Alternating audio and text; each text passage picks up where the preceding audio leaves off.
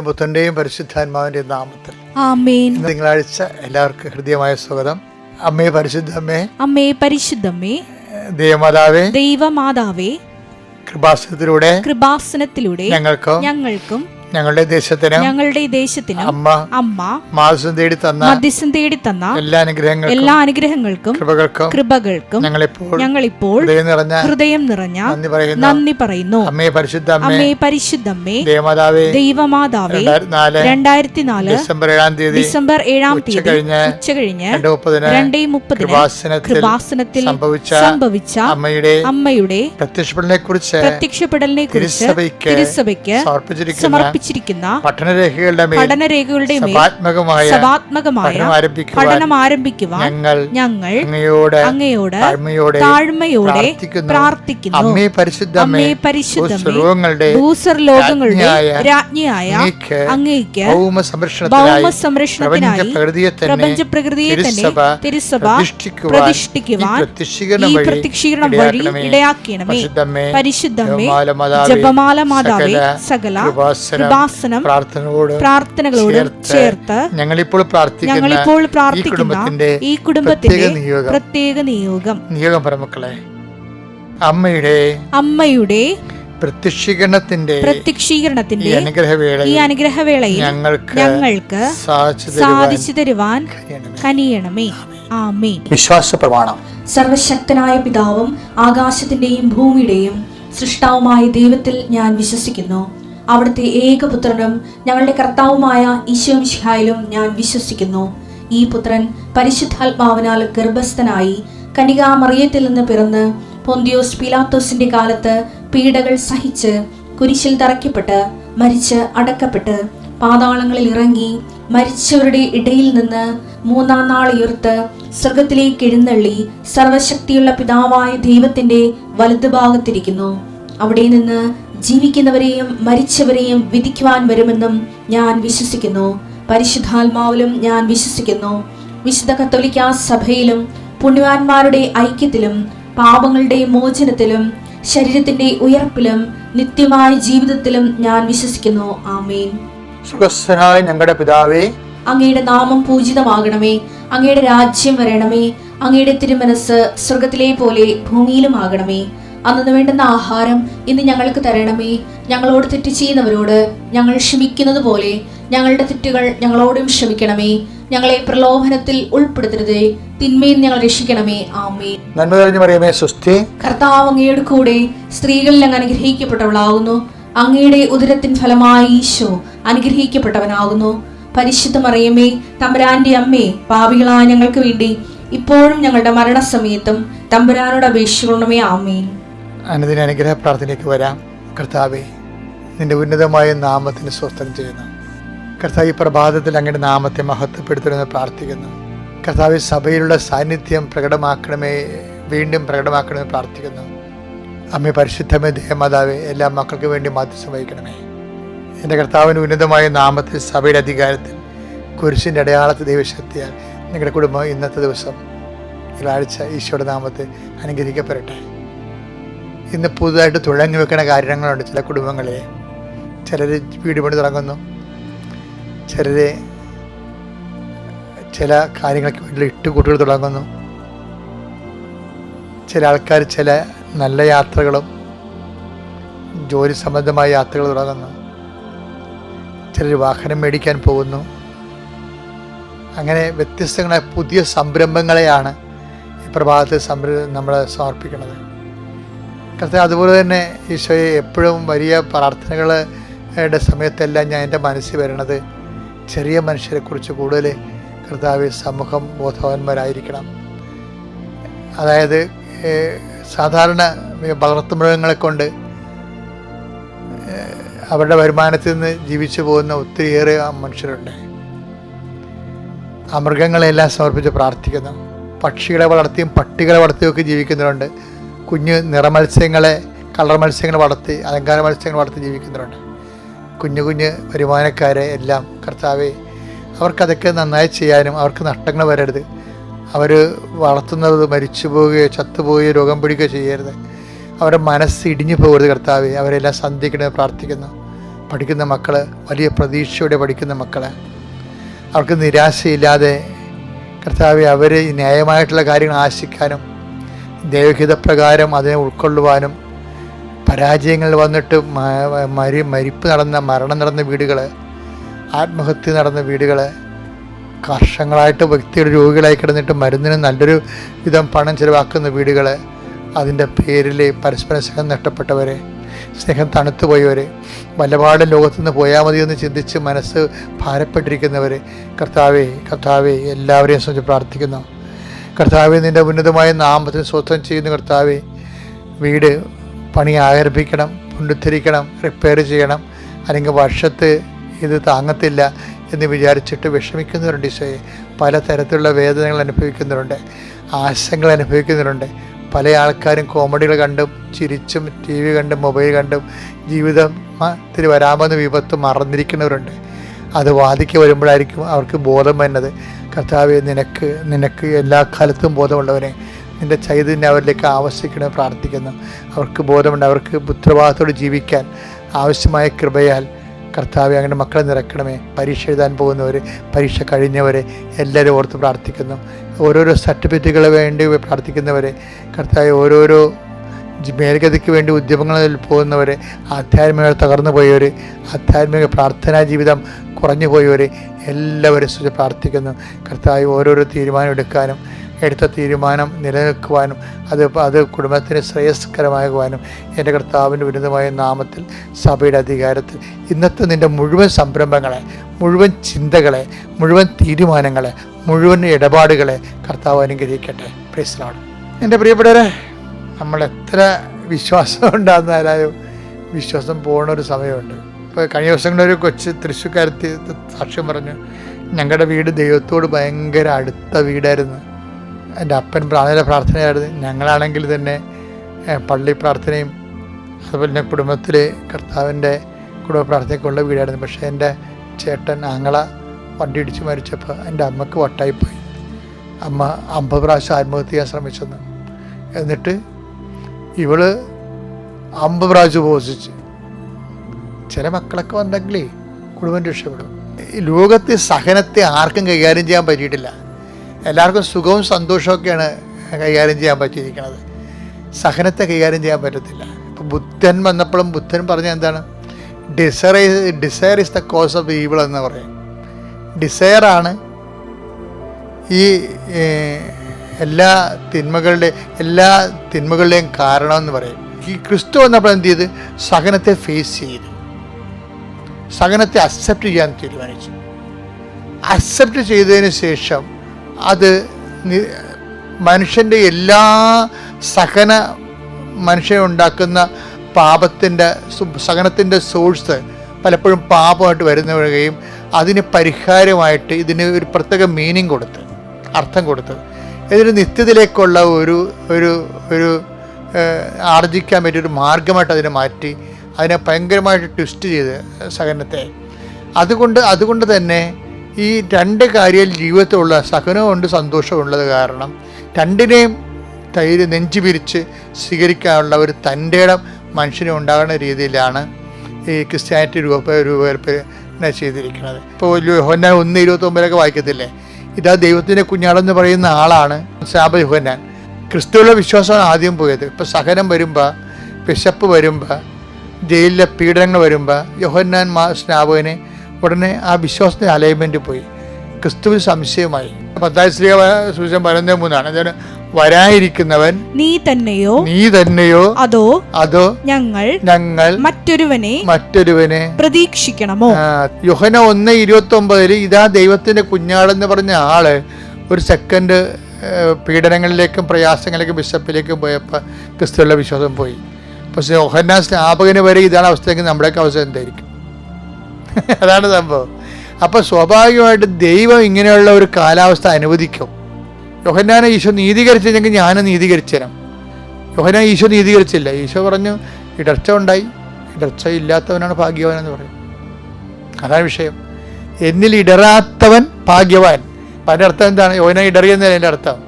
യോഹന്നാൻ ഇടറിയെന്നല്ലേ? അപ്പോൾ ഈ വിശപ്പ് അറിയുന്നൊരു കാലമാണ് ഈ നോൻപ് കാലം. അത് കൃത്യമായിട്ട് വിശപ്പ് അറിയിക്കണ ഒരു മോക്ക് ഡ്രില്ല് പോലെയാണ് എന്ന് ഞാൻ പറഞ്ഞില്ലേ.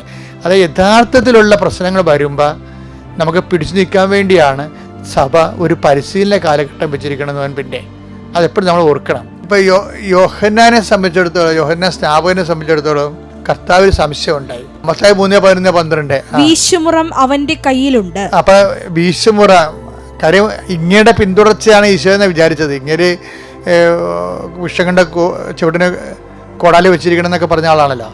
അപ്പം അതിൻ്റെ പിന്തുടർച്ചയായിരിക്കും എന്ന് വിചാരിച്ചത്. പക്ഷെ അവിടെ ആദ്യം കരുണയല്ലേ കർത്താവ് കാണിച്ച എല്ലാവരോടും.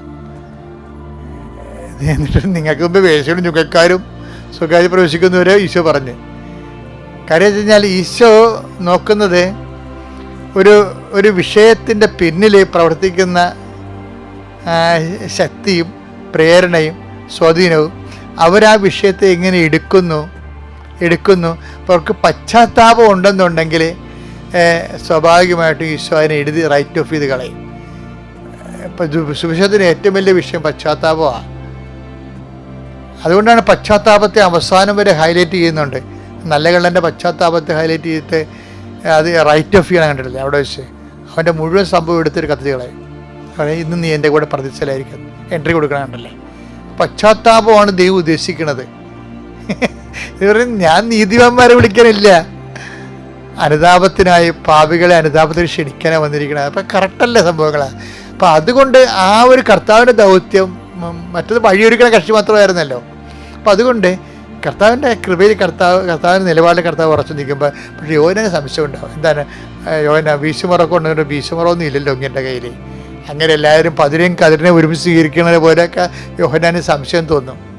അങ്ങനെയൊന്നും അല്ല ശരിക്കും പറഞ്ഞാൽ, പുള്ളിക്ക് അങ്ങനെ തോന്നിയതാണ്. പക്ഷേ എന്താ പ്രശ്നം വെച്ച് കഴിഞ്ഞാൽ, പക്ഷെ കർത്താവിൻ്റെ കയ്യിൽ വീശുമുറമുണ്ട്. പക്ഷേ എല്ലായിടത്തും കയറി വീശത്തില്ല. കർത്താവ് പറഞ്ഞത് വീശുമുറ നിങ്ങളുടെ കയ്യിൽ തന്നെ ഇരിക്കണമെന്ന് ഈശോ പറഞ്ഞു. എന്താണ്, നിങ്ങൾ അളക്കുന്ന അളവ് കൊണ്ട് തന്നെ നിങ്ങൾക്ക് വളർന്നു കിട്ടും. അപ്പോൾ വീശുമുറ ആണ്ടെങ്കിലാണ് അവനവൻ്റെ കയ്യിലാണ് ഇരിക്കണത്, അവനവൻ്റെ വീശുമുറ. എന്താ കാര്യം വെച്ചാൽ നമ്മളൊരു ശിക്ഷ വാങ്ങിക്കുന്നുണ്ടെങ്കിൽ അതിന് ഉത്തരവാദിത്വം നമ്മൾ തന്നെ ആയിരിക്കുമെന്ന്. എന്താ കാര്യം, വചനം മനുഷ്യൻ്റെ ഹൃദയത്തിൽ എഴുതപ്പെട്ടു പോയി. അപ്പോൾ ഏത് ക്രിസ്ത്യാനി ആയാലും ക്രിസ്ത്യാനി അല്ലെങ്കിലും എന്ത് ന്യായസ്ഥാനപ്പെട്ടവരാണ് അല്ലെങ്കിലും മനുഷ്യൻ്റെ മനസ്സാക്ഷിക്കെതിരെ ഒരു വ്യക്തിയിൽ തിന്മകൾ ഉണ്ടായിക്കഴിഞ്ഞാൽ സ്വാഭാവികമായിട്ടും അവൻ തന്നെ ആയിരിക്കും അവൻ്റെ വീശുമുറ. അപ്പം അതുകൊണ്ട് കർത്താവ് ആ കാര്യത്തിൽ കോംപ്രമൈസൊന്നും ചെയ്തില്ല. യോഹന്നാൻ പക്ഷേ വീശുമുറ ഇല്ല, എല്ലാവർക്കും ഇങ്ങനെ ചാക്കിരി പാസ് പോലെ വോൾ പ്രൊമോഷൻ, പാവികളെയും വിശുദ്ധന്മാരെയും എല്ലാത്തിനും വോൾ പ്രൊമോഷൻ കിട്ടും എന്നൊരു ഐഡിയ തെറ്റിദ്ധരിക്കണയാണ്. ഈ തെറ്റിദ്ധാരണ വരണത് വിശപ്പും ദാരിദ്ര്യവും പ്രയാസങ്ങളൊക്കെ അനുഭവിക്കുമ്പോഴാണ് ദൈവത്തെക്കുറിച്ച് നമ്മൾക്ക് എപ്പോഴും ഒരു ഫ്ലക്ച്വേഷൻസ് ഉണ്ടാകുന്നത്. അതുകൊണ്ട് ഈ നോൻപ് കാലത്തിൻ്റെ ഉദ്ദേശം വെച്ചാൽ ഒരു ഇല്ലായ്മക്കാലം, വറുതിക്കാലം വരുമ്പോൾ ബൈബിളിൻ്റെ ഭാഷ പറഞ്ഞു കഴിഞ്ഞാൽ കോലം പശുക്കളുടെ, മെലിഞ്ഞ പശുക്കളുടെ കാലം എല്ലാവരും മസ്റ്റാണ്. ഐശ്വര്യം, പേര്, പ്രതാപം, ആരോഗ്യമൊക്കെ ഉണ്ട്. അതുപോലെ ഇല്ലാത്ത ഒരു കാലം ഉണ്ടാകും മനുഷ്യൻ്റെ ജീവിതത്തിൽ. എല്ലാ കാലത്തും ആരോഗ്യം ഉണ്ടാകത്തില്ലല്ല, എല്ലാ കാലത്തും സൗന്ദര്യം ഉണ്ടാകത്തില്ല. അപ്പോൾ ഇല്ലായ്മയുടെ കാലം, വറുതിക്കാലത്തെ അതിജീവിക്കാൻ വേണ്ടിയുള്ള ഒരുക്കം മനുഷ്യൻ്റെ ജീവിതത്തിൻ്റെ ഒരു ഭാഗമാക്കാൻ വേണ്ടിയാണ് സഭ. ഏത് കാലഘട്ടത്തിലൂടെയാണ് കടന്നു പോയാലും വർദ്ധിക്കാലമായാലും ദൈവത്തെ കൈവിടാതെ വിശ്വസിച്ചും പ്രാർത്ഥിച്ചും കൂടുതൽ സുഭിക്ഷിത കാലത്തേക്കാൾ കൂടുതൽ വിശ്വസിച്ചും പ്രാർത്ഥിച്ചും മുന്നേറാൻ ദൈവം നിങ്ങളെ സഹായിക്കണമെന്നുള്ളതാണ് ബൈബിളിൻ്റെ ഒരു ലക്ഷ്യം, ഉദ്ദേശം. അപ്പോൾ ബൈബിൾ അറിഞ്ഞ് സന്തോഷമായിട്ട് ജീവിക്കുക. എൻ്റെ പ്രിയപ്പെട്ടവരെ, ഹെബ്രായർ 4:16 അനുസരിച്ചുകൊണ്ട് തക്ക സമയത്ത് കൃപാവരത്തിൻ്റെ സിംഹാസനമായ സകല വാഗ്ദാനങ്ങളും അതേ തന്നെ യേശു ക്രിസ്തുവിലേക്ക് നമ്മളെ സമീപിക്കുന്നതിന് നമ്മളെ സഹായിക്കുന്ന ഏറ്റവും വലിയ മധ്യസ്ഥയാണ് ആരാണ്? അമ്മയാണ്. അതാണ് ഈ ഉടമ്പടി ഇത്രയും വലിയ ഫലങ്ങൾ ഉണ്ടാക്കാൻ. കാര്യം സത്യമാണ്. ഞാൻ ഇപ്പോൾ ഈശോയുടെ കൂടെ നിൽക്കുകയല്ലേ, അതായത് എന്നെ ഞെട്ടിപ്പിക്കുന്നുണ്ട്. എല്ലാ ദിവസവും നമ്മൾ ചിന്തിച്ചതും ആലോചിച്ചതും പ്രതീക്ഷിച്ചതും പ്രത്യാശൻ്റെ അപ്പുറത്ത് ദൈവം എന്തോ ഒരു നാശക്കുഴിയിൽ നിന്നാണ് മനുഷ്യന്മാരെ ഉടമ്പടിയുടെ ഒറ്റ ഉറപ്പിൽ പൊക്കിക്കൊണ്ട് വരണത്. എന്തിനാണ് ഞാൻ ഇങ്ങനെ പറയണമെന്ന് ചോദിച്ചാൽ, നിങ്ങൾ ഉടമ്പടി കുറച്ച് വൃത്തിയായിട്ട് ചെയ്യാൻ നോക്കണം. നിങ്ങളത് ഒരു കാരണവശാലും നിങ്ങൾ ഒരു ഉഴപ്പിയോ അല്ലെങ്കിൽ തീഷ്ണതയില്ലാതെയോ അല്ലെങ്കിൽ നിങ്ങൾ ചെയ്യാൻ വേണ്ടി ചെയ്തോ അങ്ങനെയൊന്നും ദൈവത്തെ പ്രകോപിപ്പിക്കരുത്. മറിച്ച് നല്ല വിശ്വാസത്തോടെ, നല്ല ദൈവസ്നേഹത്തോടെ. നമ്മുടെ മുമ്പിൽ എന്താ നിങ്ങൾ ഓർക്കണേ, 2015 തന്ന ഉടമ്പടി 2016 എനിക്ക് ആ 15-16 ആദ്യ കാലഘട്ടങ്ങളിലൊക്കെ എനിക്ക് ഇതിൻ്റെ വർക്കിംഗ് കണ്ടീഷനെ കുറിച്ച് അത്രയ്ക്ക് അറിവില്ലായിരുന്നോ. കാര്യം എൻ്റെ കയ്യിൽ സാക്ഷ്യങ്ങളില്ലായിരുന്നോ. ഇന്ന് നമുക്ക് 10,000-കണക്കിന് സാക്ഷ്യങ്ങളല്ലേ, എല്ലാ മണ്ഡലങ്ങളെ ഉള്ള ആൾക്കാരുടെ സാക്ഷ്യങ്ങളല്ലേ, ഇന്ന വിഷയമല്ലല്ലോ. ഓൾമോസ്റ്റ് ഓൾ തിങ്സ് ഇന്ന് മനുഷ്യൻ അനുഭവിക്കുന്ന എല്ലാ വിഷയത്തിൻ്റെ മേലുമുള്ള ദൈവിക നടപടികളാണ് ഉടമ്പടിയിലൂടെ വരണതും. അത് അപ്രതിരോധ്യമാകാൻ കാരണം അമ്മ അതിൻ്റെ അകത്ത് ഒരു കക്ഷി ആയതുകൊണ്ടാണ്, മാധ്യസ്ഥത്തിന്. കാര്യം എന്ന് വെച്ച് കഴിഞ്ഞാൽ അമ്മ എപ്പോഴും നമ്മൾ ശ്രദ്ധിക്കേണ്ടത്, ഇപ്പോൾ കാനായിലെ കല്യാണം നമ്മളത് അതാണല്ലോ അതിൻ്റെ ബേസ്മെൻ്റ് എന്ന് പറയണത്. അപ്പോൾ ആ കാനായിലെ കല്യാണത്തിലെ 2-ാം അധ്യായം, യോഹന്നാൻ്റെ 2-ാം അധ്യായം 1-ാമത്തെ വാക്യമില്ലേ, എന്താണ്? കാനായിൽ ഒരു വിവാഹ ആഘോഷം നടന്നു. പിന്നെന്താ പറഞ്ഞത്? യേശുവിൻ്റെ അമ്മയും സഹോദരന്മാരും യേശുവും ശിഷ്യന്മാരും അവിടെ ക്ഷണിക്കപ്പെട്ടിരുന്നോ? അമ്മ അവിടെ ഉണ്ടായിരുന്നു, അതാണ് വിഷയം. അമ്മ അവിടെ ഉണ്ടായിരുന്നു. അത് നേരത്തെ പോയെന്നല്ല എൻ്റെ അർത്ഥം. യേശുവിനേക്കാൾ ആ വചനം എങ്ങനെ പോണത്? കാനായി എന്ന് പറഞ്ഞ കാനായിൽ ഒരു വിവാഹാഘോഷം നടന്നു. ഒരു വിവാഹാഘോഷം നടന്നു. യേശുവും ശിഷ്യന്മാരും ക്ഷണിക്കപ്പെട്ടിരുന്നു. യേശുവിന്റെ അമ്മ അവിടെ ഉണ്ടായിരുന്നു. സംഭവമാണ്. അപ്പോൾ യേശുവിനേക്കാളും ശിഷ്യന്മാരെക്കാളും നേരത്തെ അമ്മ അവിടെ പ്രസൻ്റാണ്. എൻ്റെ ദൈവവേദലേ, ഞാൻ നിനക്ക് മുമ്പേ പോകുമെന്ന് പറഞ്ഞ പോലെ നിൻ്റെ ജീവിതം അമ്മയുടെ ഒരു വേ ഓഫ് ആക്ടിങ് ഭയങ്കര ഇൻറ്റിമസിയാണ്. എന്നുവെച്ചാൽ നിനക്കൊരു തകർച്ച വരുന്ന കുടുംബമായാലും ശരി, അല്ലെങ്കിൽ നിനക്ക് തകർച്ച ഉണ്ടാകാൻ പോകണമെങ്കിൽ ശരി, അമ്മ അവിടെ ആദ്യമേ പ്രസൻ്റ് ആയിരിക്കും. ഇത് നമ്മൾ തിരിച്ചറിയണം. ഇത് വല്ലാണ്ട് നമ്മൾ തിരിച്ചറിയണം. കാരണം സുവിശേഷത്തിൻ്റെ ഘടനയാണത്. പിന്നെ എന്തുകൊണ്ടായിരിക്കാം യേശുവിനെയും അമ്മയെയും അവിടെ ക്ഷണിക്കരുത്? നമ്മൾ ഒരുമിച്ച് ക്ഷണിച്ച വേറെ ഒരു സ്ഥലമില്ലല്ലോ, ബൈബിളിലല്ലോ. അമ്മയെയും യേശുവിനെയും ഒരുമിച്ച് ക്ഷണിച്ച ഒരു സ്ഥലം ബൈബിളിലില്ലോ, ഇവിടെ മാത്രമേ ഉള്ളൂ. എന്തുകൊണ്ടായിരിക്കും? മേ ബി ചിലപ്പോൾ റിലേറ്റീവ് ആയിരിക്കും. ചിലപ്പോൾ ആ കനായിലെ കല്യാണം നടത്തുന്ന കക്ഷി ഇവിടെ റിലേറ്റീവ് ആയിരിക്കും ചിലപ്പോൾ. പക്ഷേ ഈ റിലേറ്റീവ് ആകുമ്പോൾ ഞാൻ ഒരു കാര്യം ചോദിട്ടെ, എന്തുകൊണ്ട് ഒരു കാര്യം സിമ്പിളായിട്ടൊക്കെ മനസ്സിലാക്കാം.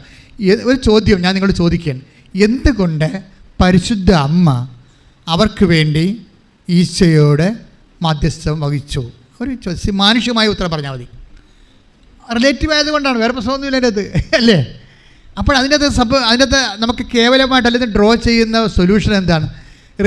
അമ്മയുടെ റിലേറ്റീവ് ആണെങ്കിൽ തീർച്ചയായിട്ടും നമുക്ക് വേണ്ടി മാധ്യസ്ഥം വഹിക്കും. ക്ലിയർ അല്ലേ? അത് ലോജിക്ക് അങ്ങനെയല്ലേ വർക്ക് ചെയ്യണത്. ഇനി റിലേഷൻ എന്ന് പറയുമ്പോൾ ഈശോ അമ്മയെ നിർത്തിക്കൊണ്ട് റിലേഷൻ ഡിഫൈൻ ചെയ്യുന്നൊരു വചനം ബൈബിളുണ്ട്, ഇല്ലേ? അമ്മയെ നിർത്തിക്കൊണ്ട് who is my mother, who is my brothers എന്ന് ചോദിക്കുന്ന സമയമുണ്ട്. എനിക്കാണത് മത്തായിയുടെ സുവിശേഷമാണ്. സ്തുതിക്കട്ടെ, ഹല്ലേലൂയ.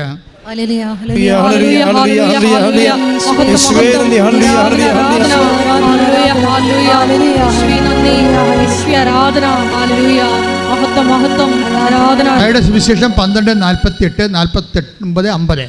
യേശു അവനോട് പറഞ്ഞു, ആരാണ് എന്റെ അമ്മ, ആരാണ് എന്റെ സഹോദരർ?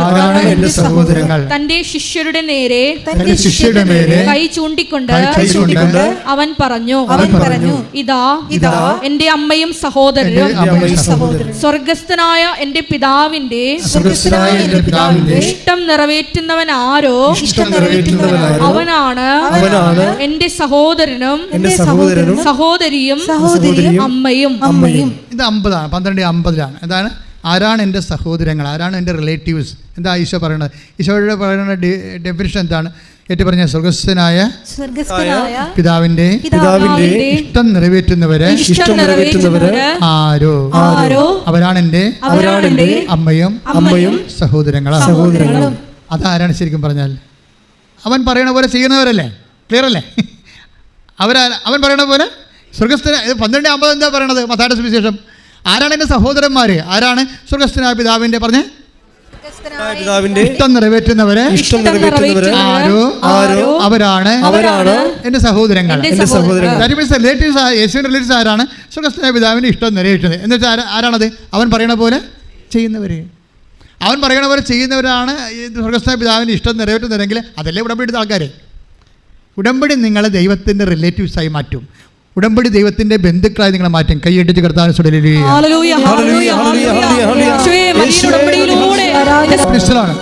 അപ്പോൾ എൻ്റെ മക്കൾ ശ്രദ്ധിക്കേണ്ടത്, ഈ റിലേഷൻ ഡിഫൈൻ ചെയ്യാതെ നിങ്ങൾ ഉടമ്പടിയുടെ സാക്ഷ്യം പോലും പറയരുത്. ഞാനൊരു ചേട്ടത്തിനെ ഇവിടുന്ന് ഓടിച്ചിട്ടായിരുന്നു. ഇന്നത്തെ കാര്യം മരിസാറാ പറഞ്ഞു, അവരെ പറഞ്ഞുവിടാൻ പറഞ്ഞു. മരിസാറാ പറഞ്ഞത് സാക്ഷ്യം പറയപ്പെടുന്നത്. ഞാൻ പറഞ്ഞു അവരെ പറഞ്ഞുവിടാൻ പറഞ്ഞു. എന്താ കാര്യം? അവർ പറഞ്ഞത് മകന് ജോലി കിട്ടി, മകളെ കല്യാണം കഴിപ്പിച്ചു, ഇങ്ങനെ വസ്തു വിറ്റു, ഇങ്ങനെ പട്ടിക പറഞ്ഞിട്ട് അവർ പറഞ്ഞു. നമ്മൾ ഇതെല്ലാം ഉടമ്പടി, ഇതെല്ലാം ഉടമ്പടി. ഇത് നിങ്ങൾ വേറെ എന്തെങ്കിലും ചെയ്താൽ മതി. നമ്മൾ ആദ്യം പറയേണ്ടത്, നിങ്ങൾ സാക്ഷ്യം പറയേണ്ടവർ ആദ്യം സ്റ്റേറ്റ് ചെയ്യേണ്ടത് വാട്ട് ഈസ് യുവർ റിലേഷൻ. നിങ്ങളുടെ റിലേഷൻ്റെ സ്റ്റാറ്റസ് പറയണം. ഈ സാക്ഷ്യത്തിലേക്ക് നയിച്ച നിങ്ങളുടെ റിലേഷൻ്റെ ദൈവമായി, ഇത് റിലേഷനാണല്ലോ. അവൻ പറയണ പോലെ ചെയ്യണത് റിലേഷൻ ആവുമല്ലോ. അപ്പോൾ ഇപ്പം നമ്മൾ എഫേസ്യസ് 2:19 എടുത്ത് take the word of God. ശ്രദ്ധിക്കട്ടെ. ഹല്ലേലൂയ ഹല്ലേലൂയ ഹല്ലേലൂയ ഹല്ലേലൂയ ഹല്ലേലൂയ ഹല്ലേലൂയ. സ്വേ നന്ദി, സ്വേ ആരാധന ആരാധന ആരാധന. ഹല്ലേലൂയ. എഫേസ്യസ് 2:19. ഇനിമേൽ നിങ്ങൾ അന്യരോ പരദേശികളോ അല്ല വിശുദ്ധരുടെ സഹപൗരരും ദൈവഭവനത്തിലെ അംഗങ്ങളുമാണ്. ഹല്ലേലൂയ ഹല്ലേലൂയ ഹല്ലേലൂയ. മഹത്വം. ഹല്ലേലൂയ ഹല്ലേലൂയ. ഇനിമേൽ നിങ്ങൾ അന്യരോ പരദേശികളോ അല്ല വിശുദ്ധരുടെ സഹപൗരരും ദൈവഭവനത്തിലെ അംഗങ്ങളുമാണ്. ഒരേ ഭവനത്തിലെ അംഗങ്ങളാണ്. കർത്താവിൻ്റെ വചനമനുസരിച്ച് ജീവിക്കുന്നവർ ദൈവഭവനത്തിലെ അംഗങ്ങളാണ്. ഇതാണ് നമ്മുടെ സ്റ്റാറ്റസ്. നമ്മൾ ദൈവഭവനത്തിലെ അംഗങ്ങളായതുകൊണ്ട് തന്നെ സ്നേഹത്തിൻ്റെ സാക്ഷികളാണ്. സ്നേഹത്തിൻ്റെ സാക്ഷികളായതുകൊണ്ട് തന്നെയാണ് നമ്മൾ അവൻ പറയുന്ന പോലെ ചെയ്യണത്. അവൻ പറയുന്ന പോലെ ചെയ്യണ കൊണ്ട് തന്നെയാണ് നമ്മൾ ദൈവത്തിൻ്റെ റിലേറ്റീവ്സ് ആയിരിക്കണത്, ദൈവത്തിൻ്റെ ബന്ധുക്കളായിരിക്കണത്. അതിൻ്റെ പേരിലാണ് നമ്മൾ ആശുപത്രി സന്ദർശിക്കാൻ പോണത്, വീട്ടിലെ. അതിൻ്റെ പേരിലാണ് നമ്മൾ വഴക്ക് തീർത്ത് സമാധാനം ഉണ്ടാക്കാൻ പോണത്. എന്താ കാര്യം? ദൈവത്തിൻ്റെ സമാധാന പാലകർ അനുഗ്രഹീതരാകുന്നു, അവർ ദൈവപുത്രരെന്ന് വിളിക്കപ്പെടും. എവിടെയെങ്കിലും സമാധാനം ഉണ്ടാക്കിയാൽ അപ്പോഴും നമ്മൾ ദൈവഭവനത്തിലെ അംഗങ്ങളായി. അപ്പോൾ ഉടമ്പടി എടുക്കുമ്പോൾ നമ്മൾക്ക് കിട്ടുന്ന ഒരു അവസരവും നിങ്ങൾ കളയരുത്. എന്താണ്? ഇപ്പോൾ നിങ്ങളുടെ ഒരു നാത്തുമാർ തമ്മിൽ ഭിന്നിച്ചിരിക്കുകയാണെന്ന് വിചാരിച്ചോ, അപ്പം നിങ്ങൾ ഉടനെ കുറുക്കനെ പോലെ രണ്ടാട് തന്നെ ഇപ്പോൾ ഇടിച്ചിട്ട് ചോര കുടിക്കാമെന്ന് പറഞ്ഞപ്പോൾ പോരുത്. ഏതെങ്കിലും ഒരു നാത്തുവിൻ്റെ കൂടെ കൂടിക്കഴിഞ്ഞാൽ നമുക്ക് എന്താ ഒപ്പിക്കാൻ പറ്റുന്ന ഒപ്പിക്കുന്നത്. അപ്പം തന്നെ നിങ്ങൾ ദുഷ്ടസന്തതിയാണ്, ദൈവത്തിൻ്റെ സന്തതിയല്ല. ഉടമ്പടി അതായത് എപ്പോഴും നമ്മൾ ശ്രദ്ധിക്കേണ്ടത്, അവിടെ അവരെ എങ്ങനെ, നമുക്ക് നേട്ടമൊന്നും ഉണ്ടാകത്തില്ല, പക്ഷേ ദൈവത്തിന് നേട്ടം ഉണ്ടാകും. സത്താൻ്റെ അവസരം പോകും. അതുകൊണ്ട് ഞാനവരെ എൻ്റെ നേട്ടം നോക്കിയില്ല, ഞാൻ അവരെ ഐക്യപ്പെടുത്ത് ഒന്നിപ്പിക്കും. എന്താ കാര്യം? എൻ്റെ കർത്താവ് എന്നോട് പറഞ്ഞിട്ടുണ്ട്. എന്ത് പറഞ്ഞു? സമാധാന പാലകർ, സമാധാനത്തെ പാലിക്കുന്നവർ അനുഗ്രഹീതരാകുന്നു. എന്തുകൊണ്ടാവാൻ പറഞ്ഞത്? അവർ ദൈവപുത്രരെന്ന് വിളിക്കപ്പെടും. ദൈവത്തിൻ്റെ ബന്ധുക്കളാകാനുള്ള മാർഗ്ഗമാണ്. ഉടമ്പടിയെ നിങ്ങൾ നീതീകരിച്ചുകൊണ്ടേ ഇരിക്കണം. നിങ്ങളുടെ പ്രവർത്തനങ്ങൾ കൊണ്ടാണ് ഉടമ്പടി നീതീകരിക്കേണ്ടത്. Take the word of God. പ്രവർത്തനങ്ങൾ നീതീകരിക്കുക. സ്തുതിക്കട്ടെ.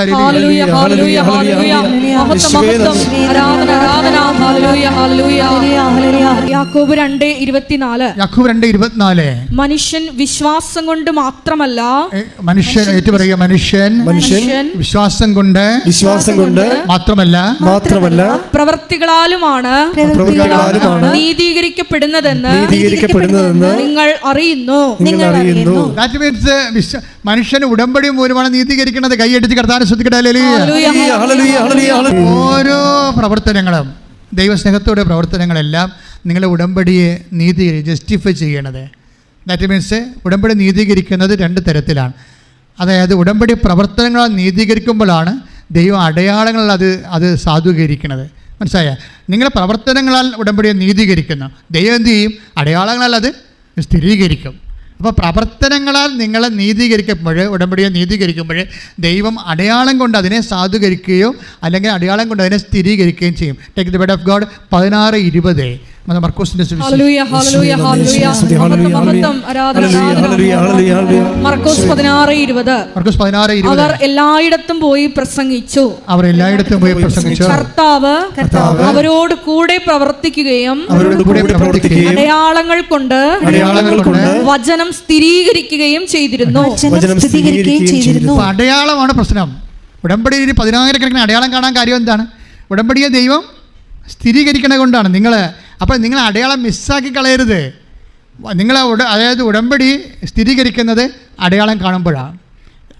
അതായത് എൻ്റെ മക്കൾ കാര്യം ചെയ്യണം. അതായത് സാക്ഷ്യം കേൾക്കുക മാത്രമല്ല, സാക്ഷ്യം ഷെയർ ചെയ്യണം. കാര്യം ആൾക്കാർക്ക് അറിയാമല്ലോ, ആൾക്കാർക്ക് ഈ പ്രയാസങ്ങൾ കൂടുമ്പോഴേ ആൾക്കാർക്ക് എന്തെല്ലാം ഉണ്ടാകും? ഡൗട്ട് ഉണ്ടാകത്തില്ലേ? ഇല്ലേ?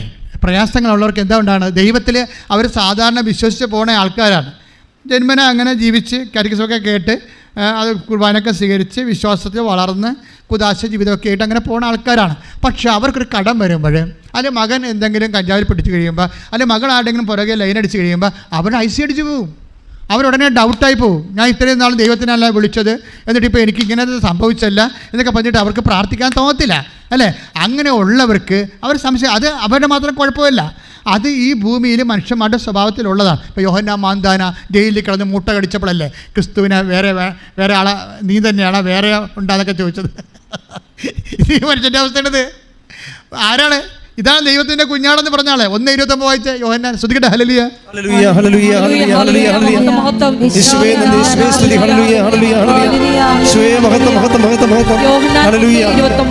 യോഹന്നാൻ 1:29.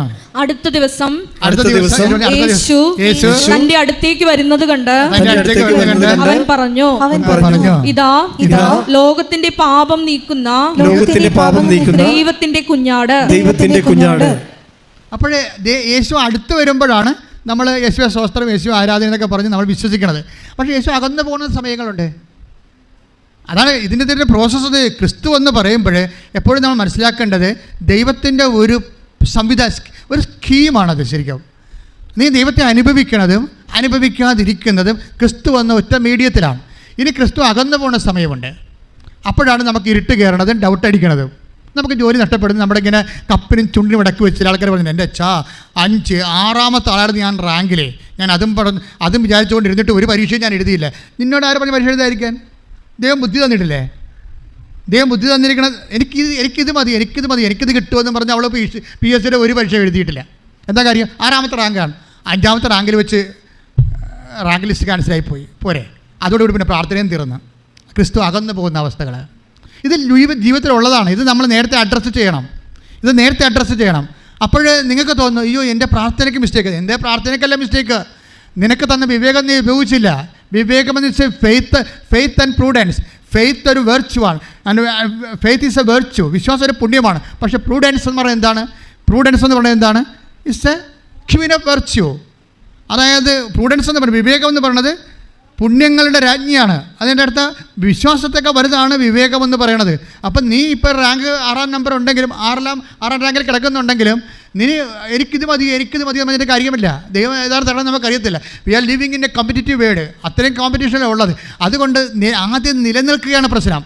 അല്ലാതെ ആദ്യമേ കയറി കസേര ഇരിക്കുകയല്ല പ്രശ്നം. ആദ്യം ഒന്ന് നിലനിൽക്കണം നമ്മൾ. അപ്പോൾ ഞാൻ എൻ്റെ മക്കളോട് ഇവിടെ പ്രാർത്ഥിക്കാൻ ഇവിടെ വരുന്നതോട് ഞാൻ പറയും, എൻ്റെ മകളെ എങ്ങനെയെങ്കിലും നീ ഭക്ഷണം കഴിക്കാനുള്ള മാർഗ്ഗം കാണിച്ചിരിക്കും. അത് കഴിഞ്ഞ് നീ ഡോക്ടറാകെ വേറെ MDക്ക് പോവുക എന്തെങ്കിലും ചെയ്തോ.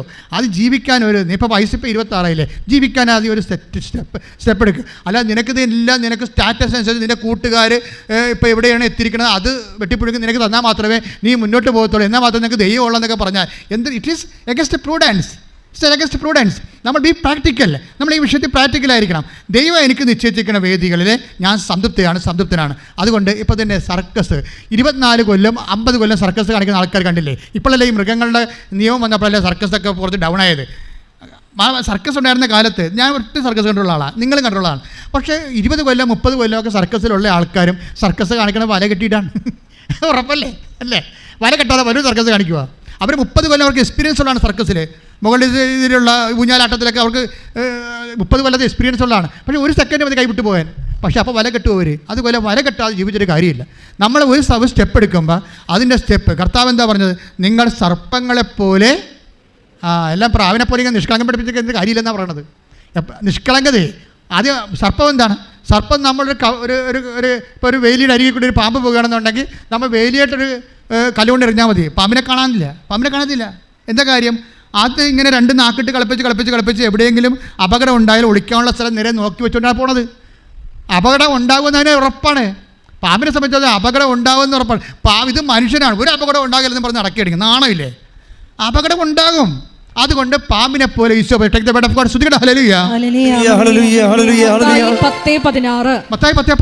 ചെന്നായ്ക്കളുടെ ഇടയിലേക്ക് ചെമ്മരിയാടുകളെ എന്ന പോലെ ഞാൻ നിങ്ങളെ അയക്കുന്നു.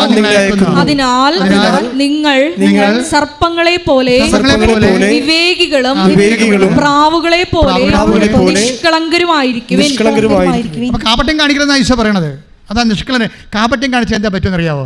കാപട്യം സർട്ടിഫിക്കറ്റ് തിരുത്തുക, ഇല്ലാത്ത എക്സ്പീരിയൻസ് ഉണ്ടാക്കിയെടുക്കുക. ചില ആൾക്കാർ നേഴ്സുമാർ വന്നതിൻ്റെ അടുത്ത് കണ്ണീരിന് കർത്താവ് അച്ഛാ നമ്മൾ പ്രാർത്ഥിക്കുക, പ്രാർത്ഥിക്കണം. എന്താ കാര്യം? കയ്യിരിക്കണ എക്സ്പീരിയൻസ് സർട്ടിഫിക്കറ്റേ കുമ്പനാട് യൂണിവേഴ്സിറ്റിയിൽ, അങ്ങനെ യൂണിവേഴ്സിറ്റിയിലല്ല. അതാണ് പ്രശ്നം. എക്സ്പീരിയൻസിന് പോയിട്ടില്ല, യൂണിവേഴ്സിറ്റി സർട്ടിഫിക്കറ്റ് കയ്യിരിപ്പുണ്ട്. അതുകൊണ്ടാണ് ഈശോ പറഞ്ഞത് പ്രാവുകളെ പോലെ നിഷ്കളങ്കരായിരുന്നു. കുമ്പനാട് യൂണിവേഴ്സിറ്റിയുടെ സർട്ടിഫിക്കറ്റ് എക്സ്പീരിയൻസ് സർട്ടിഫിക്കറ്റ് കയ്യിരിക്കുന്നത്. ഞാൻ ചുമ്മാ ഒരു പേര് പറഞ്ഞതേ ഉള്ളൂ കേട്ടോ. അതിന് കുമ്പനാടുകാരെ കരുത്ത് കയറാൻ വരരുത്.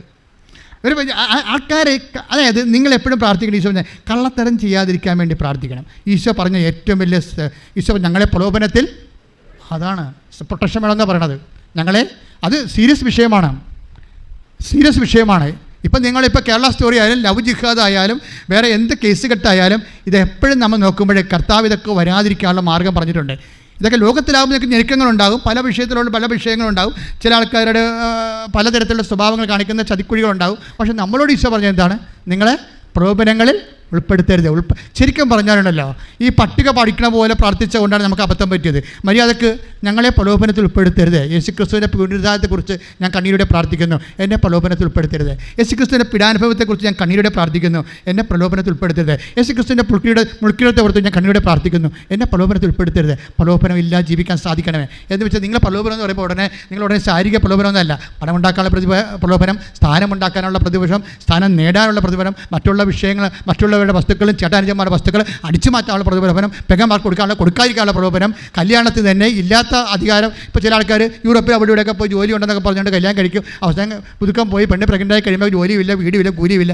കള്ളത്തരങ്ങൾ, ഇങ്ങനെ കള്ളത്തരം കാണിക്കാതിരിക്കാനുള്ള ഇത് പ്രലോഭനമാണ് ശരിക്കും പറഞ്ഞാൽ. ഇല്ലാത്ത ജോലി ഉണ്ടെന്ന് പറഞ്ഞ് പെണ്ണിനെ വരച്ചിട്ട് ഇപ്പോൾ അവിടെ ഡൈവേഴ്സിന് നടക്കുക. ഈ ഡൈവേഴ്സ് എല്ലാം ഉണ്ടാക്കിയിരിക്കുന്നതിന് പിന്നിലെല്ലാം ഈ മനുഷ്യൻ്റെ ഇല്ലായ്മയിൽ മനുഷ്യൻ്റെ പ്രലോഭനങ്ങളുണ്ട്. അങ്ങനെ ഒരു ആൾക്ക് വിശ്വാസിയായി ജീവിക്കാൻ ഭയങ്കര പാടാണ്. അതുകൊണ്ടാണ് ഈശോ പറഞ്ഞത് ഞങ്ങളെ പ്രലോഭനത്തിൽ ഉൾപ്പെടുത്തരുത് എന്ന് വെച്ച് കഴിഞ്ഞാൽ ഇങ്ങനെ ഉടായ്പൊന്നും ഇല്ലാതെ തന്നെ മര്യാദയ്ക്ക് ഇവിടെ ജീവിക്കാൻ പറ്റും. ദൈവത്തിൻ്റെ സംരക്ഷണം ഉണ്ടായാൽ മതി. പ്രാർത്ഥിക്കുക, കർത്താവ് ദൈവമേ, അങ്ങയുടെ സാന്നിധ്യത്തിലെ അങ്ങയുടെ കൃപയാൽ തെറ്റുകൂടാതെ ജീവിക്കുവാൻ തിരുരക്തത്തിന്റെ സംരക്ഷണം എനിക്കും എന്റെ കുടുംബത്തിനും നൽകണമേ.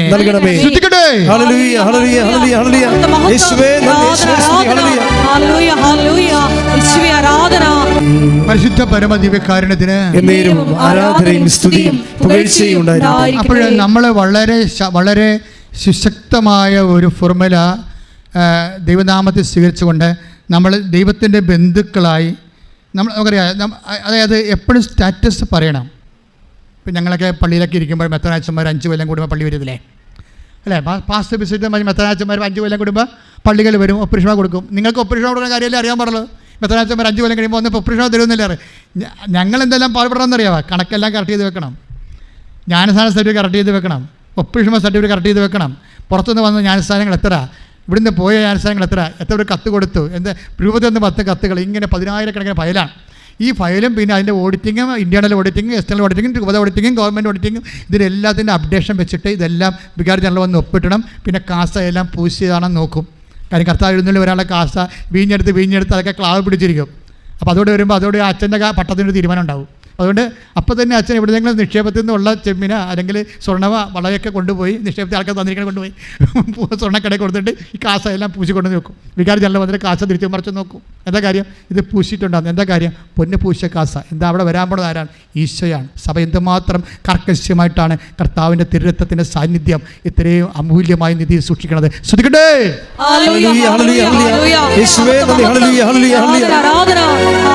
പരിശുദ്ധ പരമദിവ്യകാരുണ്യത്തിന് ആരാധനയും സ്തുതിയും പുകഴ്ചയും ഉണ്ടായിരിക്കട്ടെ. ഞാൻ പറഞ്ഞത് നിങ്ങൾക്കൊരു അസസ്മെൻ്റ് ഉണ്ടാകണമെന്നുള്ളതാണ്.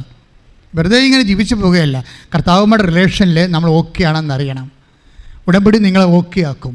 എന്താ കാര്യം? ഉടമ്പടി ചെയ്യുന്ന കാര്യങ്ങളെല്ലാം ദൈവമായിട്ടുള്ള റിലേഷൻ, കർത്താവിൻ്റെ കയ്യിൽ നിന്ന് നിങ്ങളുടെ കരം ഗ്രഹിച്ച് പോകുന്ന രീതിയിലാണ് ആ ഉടമ്പടിയുടെ ഡിസൈൻ ദൈവം ചെയ്തിരിക്കുന്നത്. അതുകൊണ്ട് തന്നെ അത് സത്യസന്ധമല്ല. നിങ്ങളത് നിങ്ങളുടെ രീതി കൊണ്ടും ചുരുക്കിയിട്ട് ചുമ്മാ പിച്ചുമ്പേയും പറഞ്ഞ പോലെ ഇരുന്നുകൊണ്ട് പ്രത്യക്ഷ പ്രാർത്ഥന ചൊല്ലി അല്ലെങ്കിൽ അതിന് പകരം കർണക്കൊന്ത ചൊല്ലി കുളമാക്കി എടുക്കരുത്. അങ്ങനെ ചില ആൾക്കാർ ഇരന്ന് പണി മേടിക്കണത്.